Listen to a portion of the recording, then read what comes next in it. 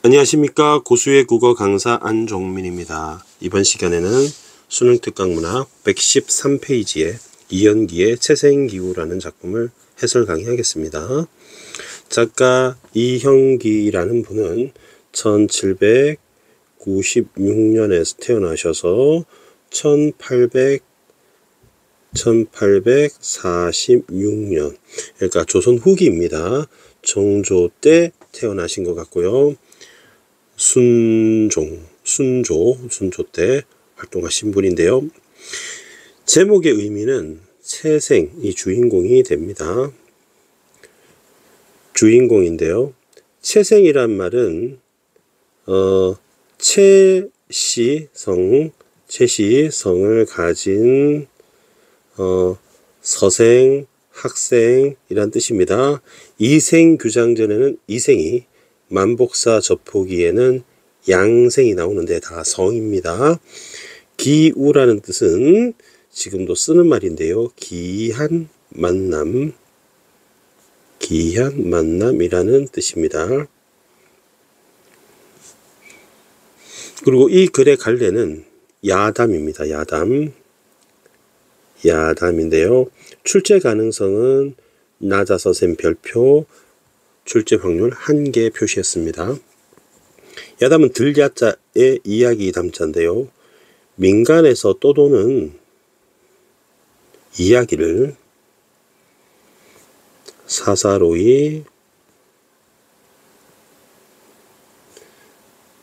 전해오는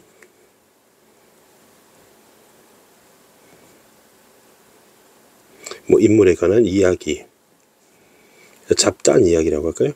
잡다한 이야기를 모아놓은 책을 야담집이라고 해요. 잡다한 이야기입니다. 요 소설의 배경은 맨 처음에 나오는데 18세기 후반 영조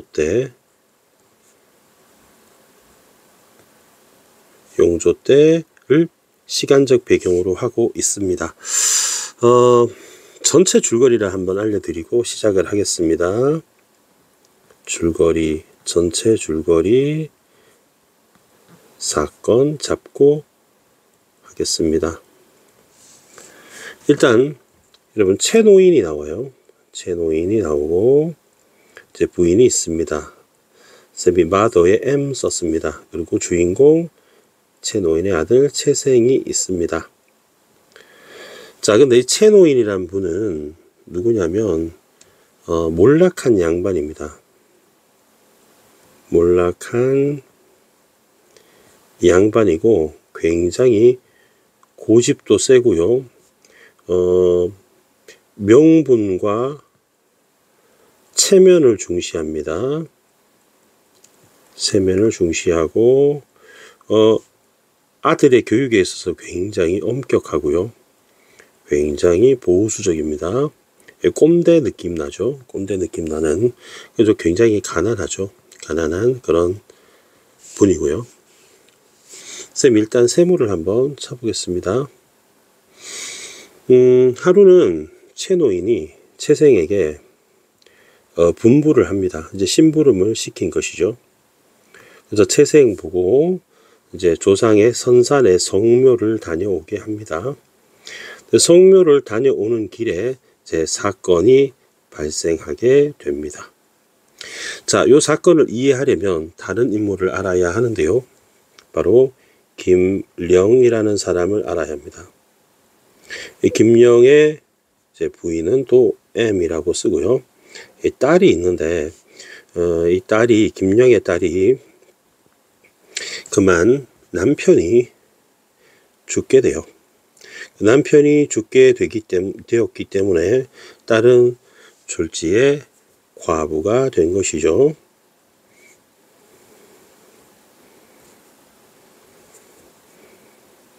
과부를 재혼을 시켜주려고 하인에게 분부하여 서울에 수레를 한 개를 보내게 됩니다. 수레를 보내서 처음 지나가는 사람을 딸의 신랑감으로 삼으려 해요. 그래서 김덕령이 하인을 통해서 수레를 보내는데 그 수레에 그만 채생이 납치가 된 거죠. 그리고 딸과 하룻밤을 보내게 되게 됩니다. 김령은요, 역관 출신입니다. 그러니까 통역관 출신이시고요.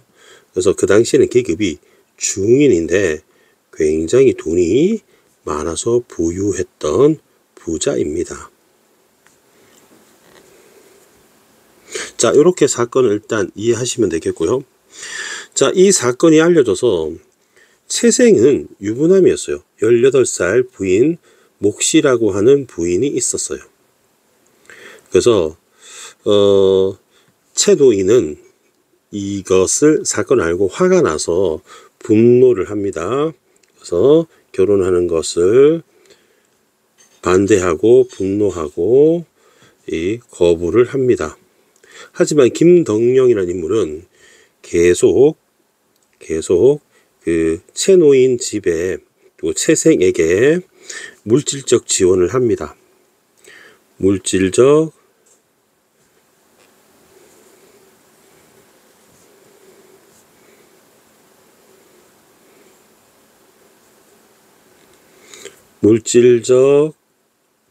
지원을 합니다. 집도 주고 필요한 생필품, 공부에 필요한 물건들, 종, 그다음에 땅, 집 다 지원합니다. 그리고 굉장히 합리적인 행동을 하게 됩니다. 결국 설득이 되어서 둘은 결혼을 하게 된다. 그리고 나중에 채생은 그 물질적 지원을 바탕으로 과거에 급제하게 되고 관직도 받게 되어서 입신 양명을 하게 된다. 그래서 우리 공부할 때도 학원비 많이 들고 재수할 때도 돈이 많이 들죠. 자, 그래서 사실은 총알이 없으면 사실 뭔가 할 수가 없잖아요. 여러분들도 아마 용돈이 항상 부족할 텐데 뭐가 돈이 있어야 뭔가 할 수 있다는 걸 아마 느낄 거예요. 그래서 조선 후기에는 이제 유교적인 가치관보다는 물질적인 어떤 가치, 이게 중시되는 걸 반영하는 그런 소설이 되겠습니다. 야담이 되겠습니다. 그러면 이제 보기로 한번 넘어가 보겠습니다. 요거 필기 하시고 필요하시면 캡처하시고요. 자, 보기 가겠습니다.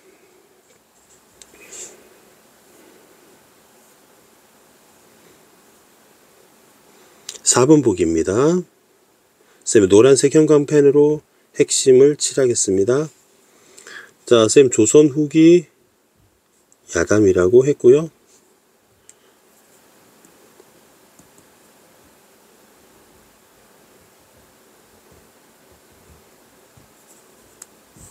조선 후기 야담이라고 했고요. 그리고 채생의 아버지는 몰락양반입니다. 그리고 성공한 중인은 김령이죠. 김령 우리 중심으로 보면 됩니다. 그들은 대조적인 생활 전경, 성격 심리를 사실적으로 묘사한다. 채생의 아버지가 보여준 이제 양반청의 허위의식, 그리고 김령과 같은 중인계층의 물질적 능력, 그리고 합리적 사고, 둘은 충돌하게 되죠. 하지만 결국 서민이 바라는 물질적 가치인 이 빨간색이 결국 양반이 강조하는 윤리적 가치보다 더 중시된 당대 세태를 흥미롭게 그려낸다고 돼 있으니 이 몰락양반인 채생의 아버지인 채생의 아버지의 어떤 유교적 가치보다 물질적 가치가 결국 더 중시된다, 이렇게 정리하면 되겠죠. 그래서 이 둘의 관계를 좀 정리를 해두면 좋겠습니다. 자, 이거 한번 먼저 정리하고 넘어가겠습니다. 표 한번 만들어 볼게요. 4번, 3번 사이에 보기를 좀 정리를 해 보겠습니다. 자, 두 인물의 두 인물의 어떤 차이점이라고 한번 정리를 해볼게요. 일단 최생의 아버지, 선생님이 최노인이라고 쓰겠습니다. 그리고 김령이라고 하겠습니다. 표를 이렇게 만들어 볼까요? 표를 이렇게 만들어 보겠습니다. 그리고 이렇게 가운데 이렇게 세로로 내리면 되겠네요. 자, 일단은 최노인은 몰락한 양반이라고 했죠. 그리고 김령은 역관 출신이고 중인이고요. 이제 항상 양반이 되고 싶어 했던, 그리고 부자입니다. 그래서 최노인은 가난했고요. 김령은 엄청난 부자였습니다. 김덕령은 허위의식에 사로잡혀 있다고 했고요. 그 다음에 명분과 체면을 중시합니다. 김령은 물질적 능력을 갖추고 있고요. 그리고 융통성이 있는 사고를 합니다. 그러니까 양반인 최노인은 굉장히 경직된 사고를 합니다. 그에 비해 김령은 합리적 사고를 합니다. 그리고 윤리적, 도덕적, 유교적 가치를 중시한다면 김령은 물질적, 실용적 가치를 중시하는 사람으로 볼 수 있고요. 그래서 아까 쌤 형광펜으로 표시했던 빨간색인 김령의 가치가 파란색인 최노인의 가치보다 더 우월한 조선 후기 시대상을 반영한다, 이렇게 보시면 되겠죠. 자, 그러면 앞으로 와서 이제 내용 살펴보겠습니다.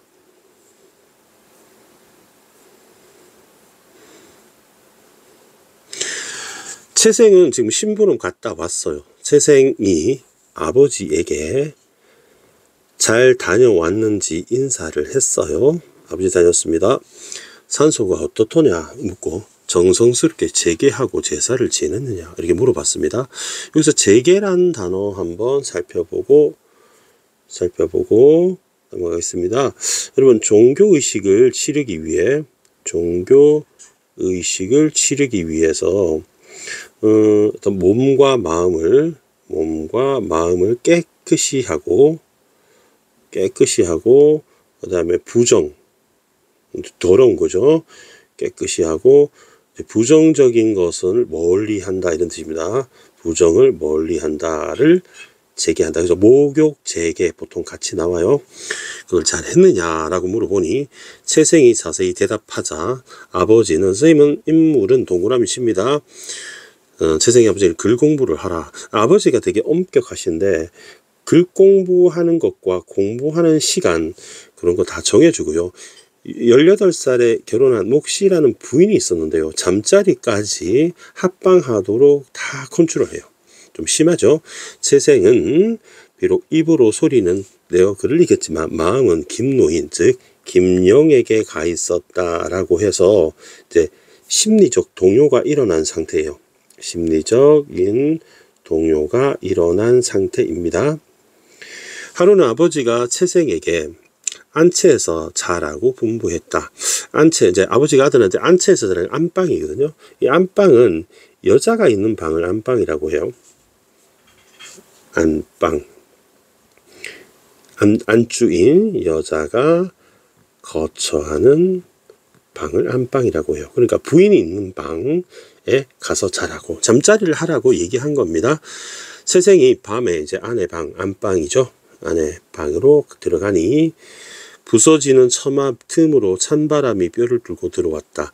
부들 돗자리와 삼배이 부는 벼룩이 들끓었다. 자, 이거는 배경묘사죠. 배경묘사인데 찢어지게 가난하다라는 장면을 얘기하는 겁니다.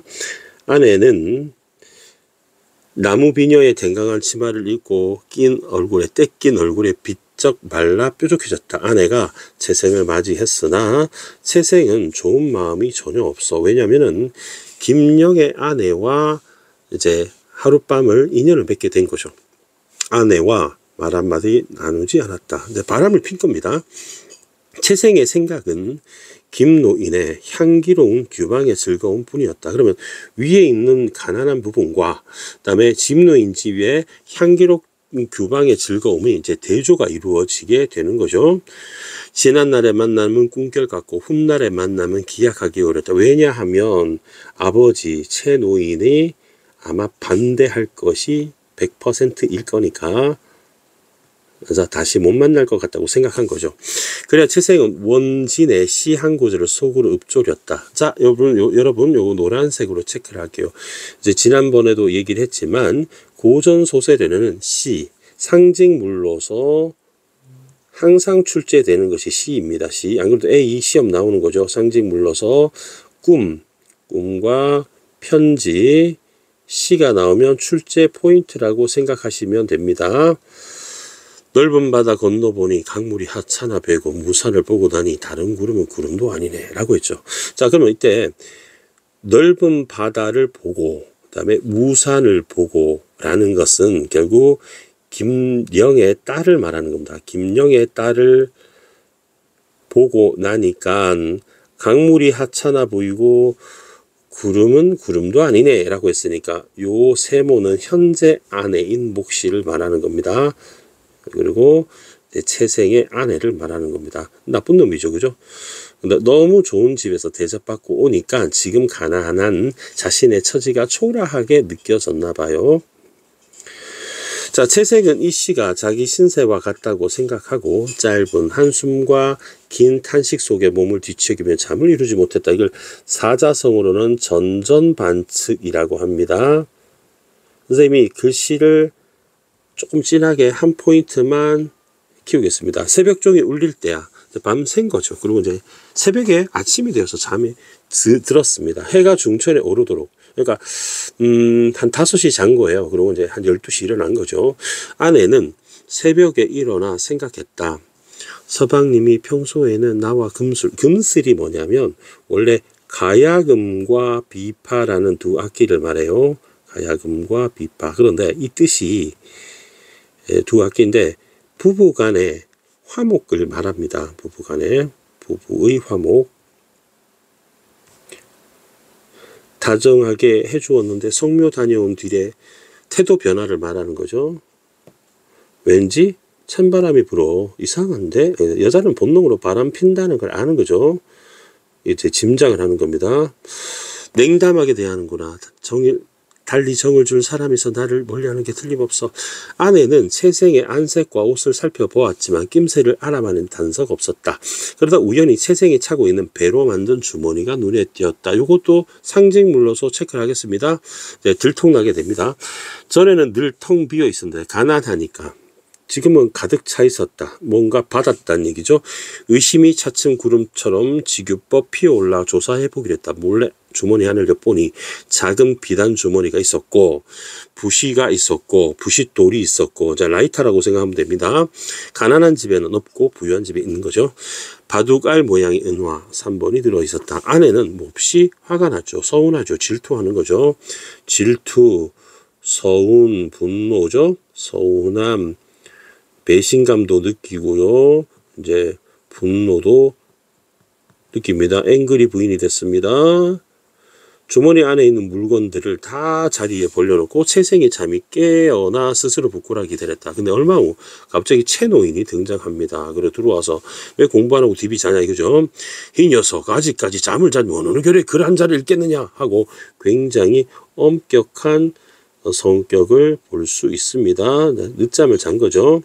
그러니까 아버지가 화가 난 거 공부 안 하고 뭐하냐 이러지. 문을 열고 질책하자 채생은 일어나 주섬주섬 옷을 입었다. 아버지가 눈을 돌려 방을 살펴보다가 문득 자리 위에 있는 작은 주머니를 발견했다. 아까 채생의 아내가 올려놓은 주머니입니다. 거기에 뭐 은화도 있었고 부싯돌도 있었고 그렇잖아요. 회개한 일이다 싶어서 채생을 이제 아버지의 엄격한 태도가 여기서 나오는데 대들보에 그물 안에 넣어서 대들보에 매달아 놓고 매실 샌드백처럼 친 거죠. 이제 아동 폭력이 됩니다. 되게 엄격하죠. 그리고 채생은 이제 거의 아버지한테 고문을 다 뚜까 맞습니다. 고초를 괴로움을 견디지 못하고 실토하고 말았다. 사실은요, 성묘하러 갔다 오다가 보쌈을 당했는데 청산과부 집에 가서 하룻밤 있다 오게 되었어요. 그래서 마음이 그때 좀 받았어요. 이렇게 얘기했겠죠. 아버지는 더욱 경노하여 길길이 뛰더니 편지를 써서 꿈 편지시 중요하다고 했죠. 이웃 하나를 시켜서 김영을 불러오게 했다. 김영을 불러오게 한 겁니다. 근데 김영은 부귀한 사람이고 그리고 재상이나 학살할지라 불러서 볼 수 없는 인물. 근데 그 당시에 부가 굉장히 중요한 역할을 했다는 거죠. 왜냐하면 역관을 해서 이제 번역을 한 거죠. 통역을 한 겁니다. 저 중국 사신가고. 귀한 제주잖아요. 제2 외국어를 능력자니까요. 돈 많이 벌었어요.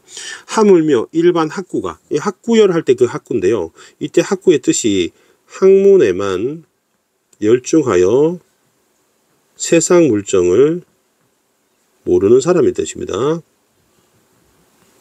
약간 꼰대 느낌 나죠. 세상 물정을 모르는 사람이 학구입니다.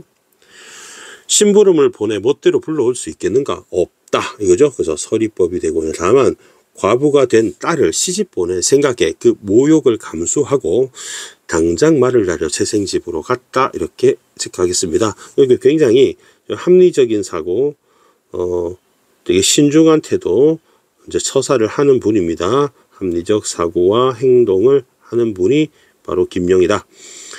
채생의 아버지는 성난 목소리를 꾸짖으며 말했다. 그대는 예를 무너뜨리고 딸의 음부를 도와 자신의 행실을 그르치고 내 아들까지 그르쳤어. 대체 왜 그런 거요? 그러면 음부는 이제 남녀간에 음탕하다는 뜻이요.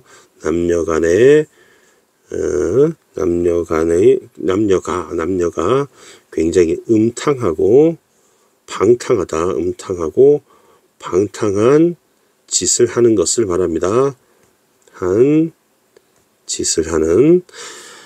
김영이 말했다. 사위를 고르는 수레가 공교롭게도 태계하다님 만났으니 서로 간에 이제 피차는 that과 this인데요.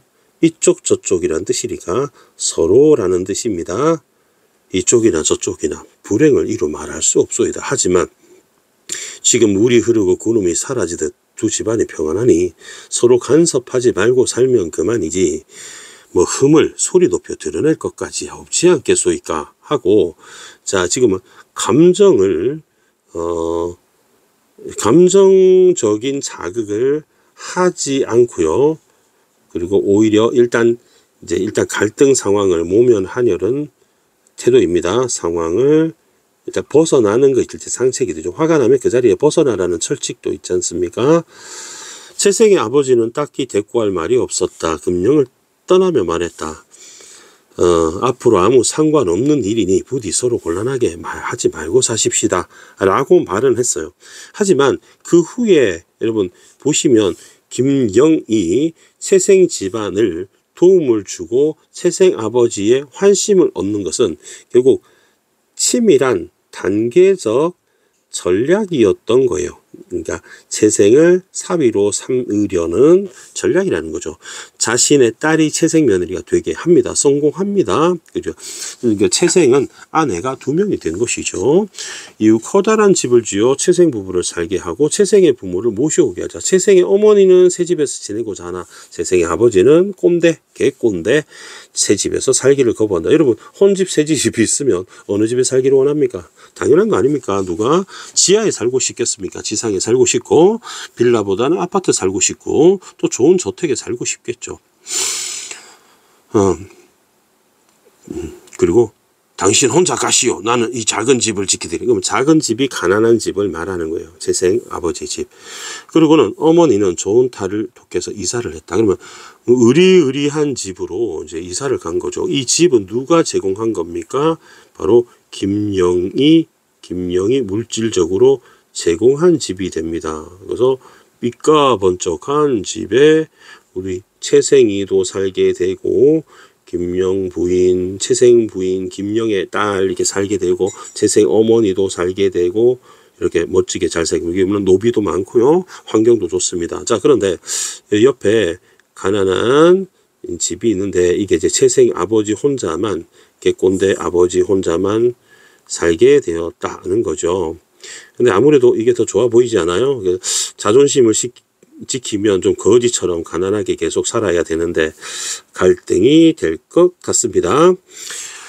아버지가 때로 좋은 집에 가보면 수십 명의 하인이 대문 앞에 나와서 절을 하며 좌우에 에워싸고 곧 별당으로 모셔 들어갔다. 별당은 바로 아버지가 간혹 와서 머무를 수 있게 만든 곳으로 이제 채생의 아버지를 위한 멋진 공간도 만들어 놨어요. 이제 들어가기만 하면 되는데 고집을 피우고 안 들어가는 거죠.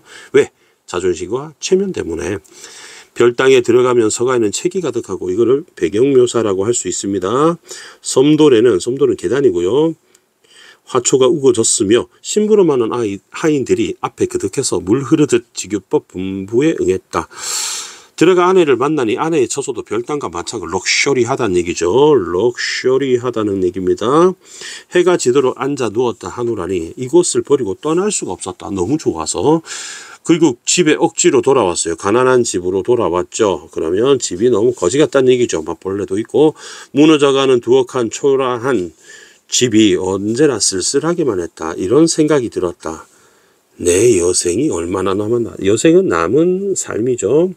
남을려 살생. 손가락 한 번 튕길 만큼 짧은 시간에 불과하거든. 내가 이렇게 고생을 자차 뭐하러 하고 내적 갈등을 시작하게 됩니다. 그리고 채생을 불렀습니다. 아들내미를 불러서 아들아 나 혼자 빈집에 살며 너한테 아침 저녁 밥을 다르게 하는 것도 배가 되는구나. 가족이 따로 사는 것도 늙음하게 어려운 노릇이다. 나도 새 집에서 단란하게 살고 싶은데 네 생각이 어떠냐.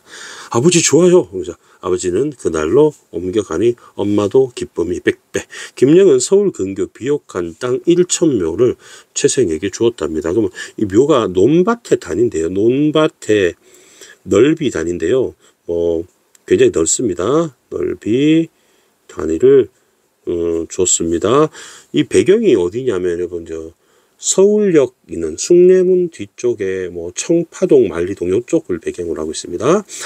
이제 그쪽에 미나리 이런 것도 유명했다고 해요. 예전에 채생은 집안 살림 걱정이 사라지자 왜냐하면 지원을 받았으니까 오로지 과거 공부 힘썼고 얼마 뒤 과거 급제를 하게 되어 세상의 공명을 떨치고 벼슬이 판서는 장관에 이르게 되었다는 것이고요. 금상 지금 임금입니다. 지금의 임금 지금 현재 즉위 중인 임금의 초에 기사의 신하로서 임금의 은혜를 받아도 해피엔딩으로 끝나게 됩니다. 여러분 여기 주목해야 되는 게 김영도 김영이지만 우리 채노인의 채생의 아버지죠. 채생 부의 어떤 태도 변화, 좀 심리 변화, 태도 변화 좀 알아두고 마무리하겠습니다. 일단 첫 번째는 완강하게 거부했어요. 완강한 거부. 네, 양반 체면이 있지. 명분이 없지 않은가. 이렇게 했었어요.